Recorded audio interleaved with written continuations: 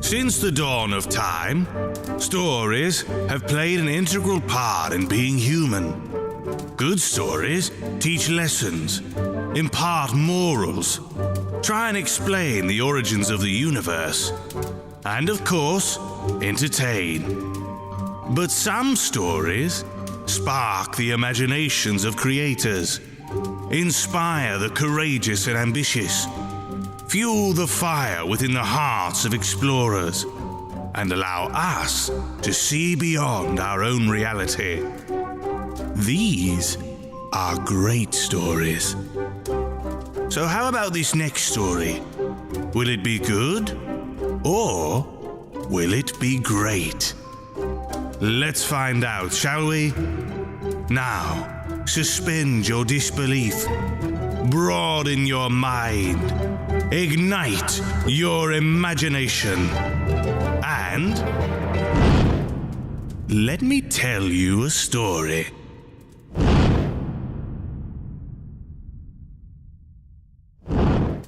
This is the story Across the Moors by William Fryer Harvey.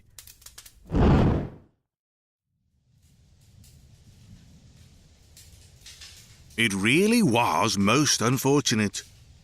Peggy had a temperature of nearly 100 and a pain in her side, and Mrs. Workington Bancroft knew that it was appendicitis, but there was no one who she could send for the doctor. James had gone with the Johnson car to meet her husband, who had at last managed to get away for a week's shooting. Adolphe she had sent to the Evershams only half an hour before, with a note for Lady Ava. The cook could not manage to walk, even if dinner could be served without her. Kate, as usual, was not to be trusted. There remained Miss Craig. "Of course, you must see that Peggy is really ill," said she, as the governess came into her room in answer to her summons. "The difficulty is that there is absolutely no one whom I can send for the doctor." Mrs. Workington Bancroft paused. She was always willing that those beneath her should have the privilege of offering the services which it was her right to command. "So, perhaps, Miss Craig," she went on, "you would not mind walking over to the Tebbets' farm. I hear there is a Liverpool doctor staying there. Of course, I know nothing about him, but we must take the risk, and I expect he'll only be too glad to be earning something during his holiday. It's nearly 4 miles, I know, and I never dream of asking you if it was not that I dread appendicitis so." "Very well," said Miss Craig. "I suppose I must go, but I don't know the way." "Oh, you can't miss it," said Mrs. Workington Bancroft, in her anxiety, temporarily forgiving the obvious unwillingness of her governess's consent. "You follow the road across the moor for 2 miles, until you come to Redmond's Cross. You turn to the left there and follow a rough path that leads through a larch plantation, and Tebbets' farm lies just below you in the valley. And take Pontiff with you," she added, as the girl left the room. "There's absolutely nothing to be afraid of, but I expect you'll feel happier with the dog."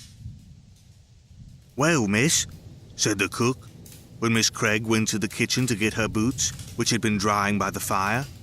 "Of course she knows best, but I don't think it's right after all that's happened for the mistress to send you across the moors on a night like this.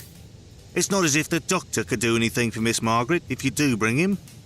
Every child's like that once in a while. He'd only say to put her to bed, and she's already there." "I don't see what there is to be afraid of, cook," said Miss Craig as she laced her boots, "unless you believe in ghosts." "I'm not so sure about that. Anyway, I don't like sleeping in a bed where the sheets are too short for you to pull 'em over your head. But don't you be frightened, miss. It's my belief that their bark is worse than their bite." But though Miss Craig amused herself for some minutes by trying to imagine the bark of a ghost, a thing altogether different from the classical ghostly bark, she did not feel entirely at her ease.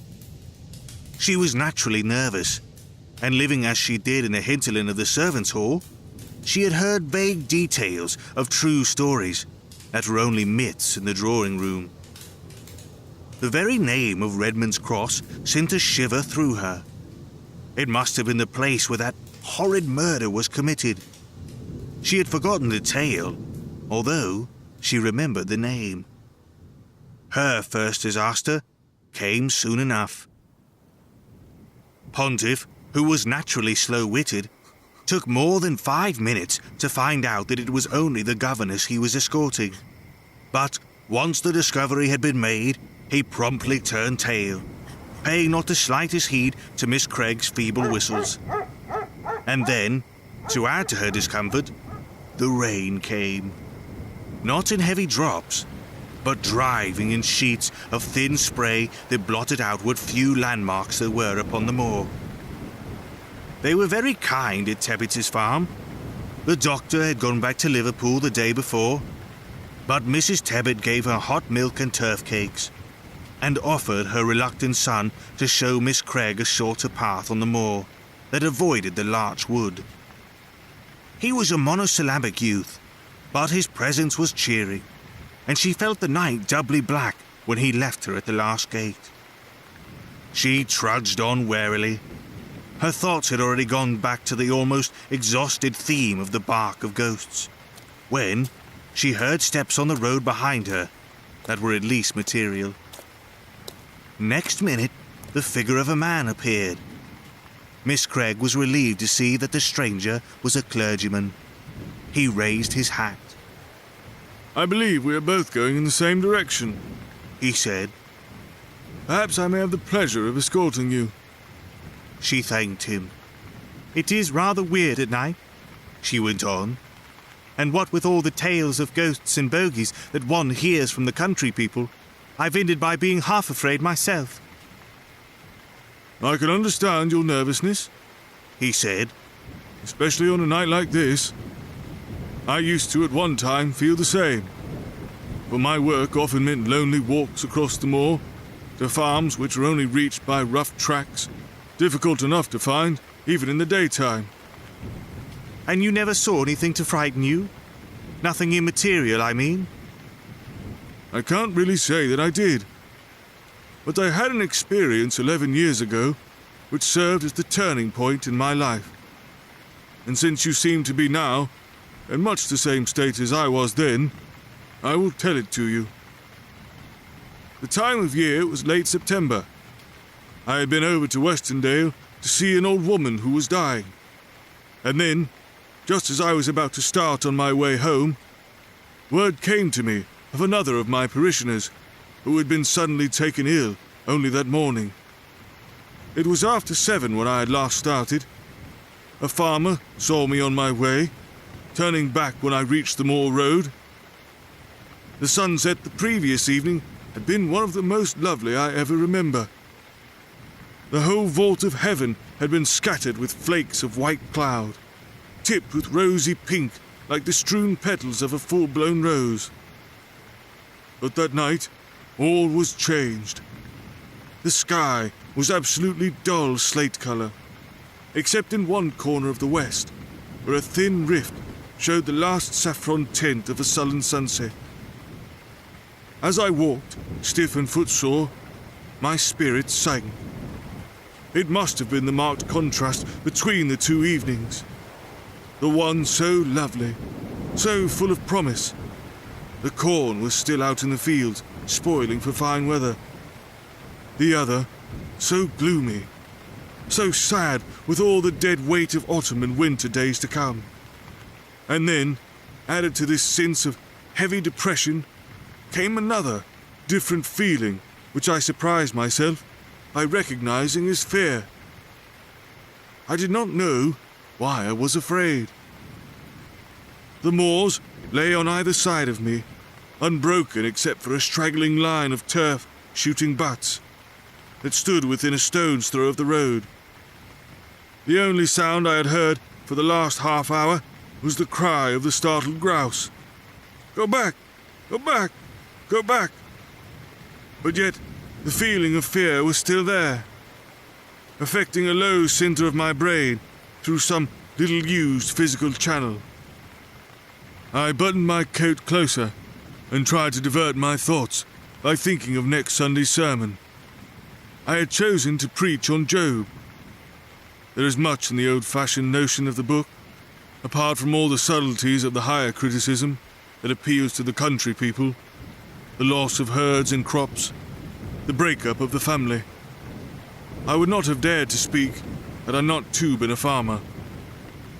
My own glib land had flooded 3 weeks before, and I suppose I stood to lose as much as any man in the parish. As I walked along the road, repeating to myself the first chapter of the book, I stopped at the 12th verse. And the Lord said unto Satan, Behold, all that he hath is in thy power. The thought of the bad harvest, and that is an awful thought in these valleys, vanished. I seemed to gaze into an ocean of infinite darkness. I had often used, with the Sunday glibness of the tired priest, whose duty it is to preach 3 sermons in one day, the old simile of the chessboard. God and the devil were the players, and we were helping one side or the other. But until that night, I had not thought of the possibility of my being only a pawn in the game, that God might throw away that the game might be won. I had reached the place where we are now. I remember it by the rough stone water trough, when a man suddenly jumped up from the roadside. He had been seated on a heap of broken metal. Which way are you going, governor?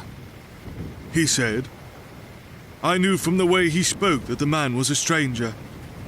There are many at this time of the year who come up from the south, tramping northwards with the ripening corn. I told him my destination. We'll go along together, he replied.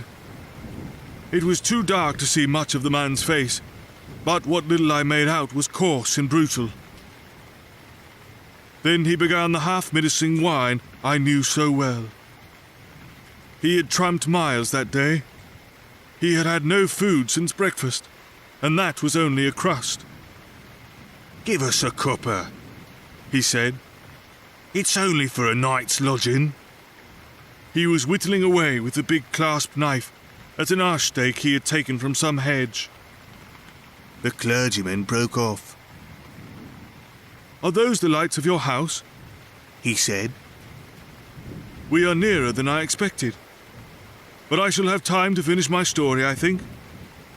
For you can run home in a couple of minutes, and I don't want you to be frightened when you're out on the moors again. As the man talked, he seemed to have stepped out of the very background of my thoughts. His sordid tale, with the sad lies that had hid a far sadder truth. He asked me the time. It was 5 minutes to 9. As I replaced my watch, I glanced at his face. His teeth were clenched, and there was something in the gleam of his eyes that told me at once his purpose. Have you ever known how long a second is? For a third of a second, I stood there facing him, filled with an overwhelming pity for myself and him. And then, without a word of warning, he was upon me. I felt nothing. A flash of lightning ran down my spine. I heard the dull crash of the ash stake, and then a very gentle patter, like the sound of a far distant stream. For a minute, I lay in perfect happiness, watching the lights of the house as they increased in number, until the whole heaven shone with twinkling lamps. I could not have had a more painless death. Miss Craig looked up. The man was gone. She was alone on the moor. She ran to the house, her teeth chattering, ran to the solid shadow that crossed and recrossed the kitchen blind. As she entered the hall, the clock on the stairs struck the hour. It was 9 o'clock.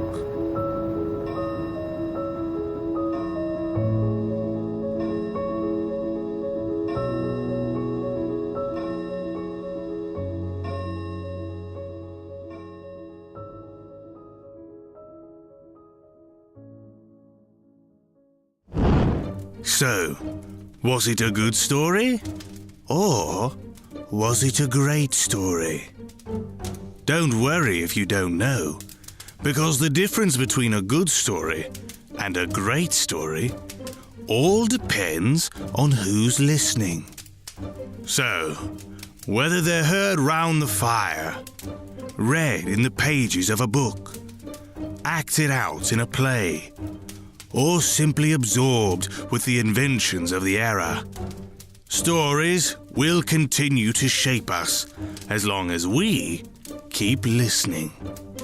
Now, ask yourself, did this story shape you? Until next time, if you'll have me, and if you will, let me tell you a story.